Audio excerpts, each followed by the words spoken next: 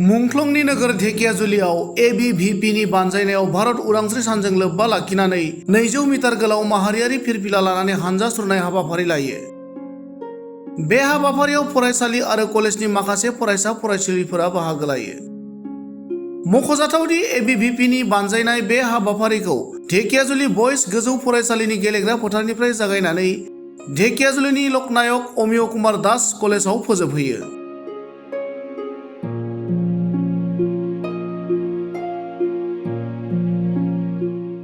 যে আজি আমাৰ প্ৰত্যেকজন ভাৰতীয়ৰ বাবে আজিৰ দিনটো আমাৰ কাৰণে এক গৌৰৱৰ দিন। যি ব্ৰিটিছ ইষ্ট ইণ্ডিয়া কোম্পানী ভাৰতবৰ্ষলৈ বেপাৰ বাণিজ্য কৰিবলৈ আহি পেলাই 1757 চনত যি পলাচী যুদ্ধ আছিল, সেই যুদ্ধৰ ফলশ্ৰুতি হিচাপে গোটেই ভাৰতত এক ব্ৰিটিছ সাম্ৰাজ্য গঢ়ি তুলিছিল আৰু আমাৰ প্ৰত্যেকজন ভাৰতীয়কে অৱৰ্ণনীয় অত্যাচাৰ কৰিছিল। ঠিক তাৰ প্ৰভাৱ আমাৰ অসমতো পৰিছিল। আনকি এই ঢেকিয়াজুলি নগৰখন যদি আমি দ্বিতীয় জালিয়ানাবাগ বুলি কওঁ, সেইটো হয়তো আমি ভুল কোৱা নহ'ব, যিহেতু এই জালিয়ানাবাগতে 1942 চনৰ 20 ছেপ্টেম্বৰ তাৰিখৰ দিনাখন 13জন আমাৰ শ্বহীদ হৈছিল আৰু তেওঁলোকৰ সেই আত্মবলিদানৰ ফলশ্ৰুতিত আমি স্বাধীনতা আজিৰ দিনটোতে 1947 চনত পাইছিলোঁ। গতিকে প্ৰত্যেকজন ভাৰতীয়ই আজিৰ দিনটো আমাৰ গৌৰৱে পালন কৰিব লাগে বুলি মই ভাবোঁ। আৰু আজি ঢেকিয়াজুলিটো এবিভি অখিল ভাৰতীয় বিদ্যাৰ্থী পৰিষদে উদ্যোগত আজি এক 200 মিটাৰ দৈৰ্ঘ্যৰ এক ত্ৰিৰংগা পতাকাৰ যাত্ৰা হৈছিল। তাত আমি সকলোৱে সহযোগ কৰিছিলোঁ। আমাৰ প্ৰত্যেকখন চৰকাৰেই আৰু বিশেষকৈ আমাৰ বিজেপি চৰকাৰ অহাৰ পৰা যথেষ্টখিনি আমি কাম কৰিছোঁ বুলি আমি ভাবোঁ।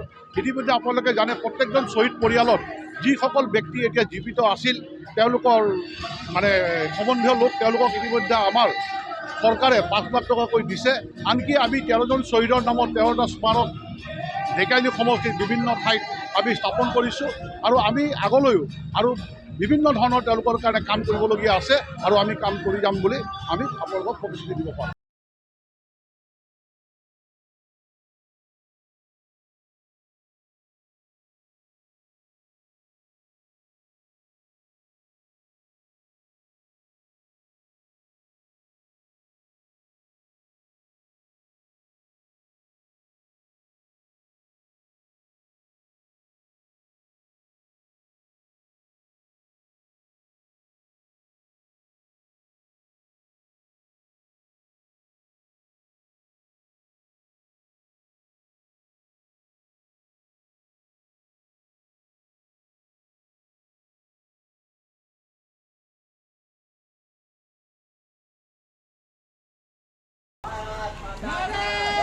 Hey!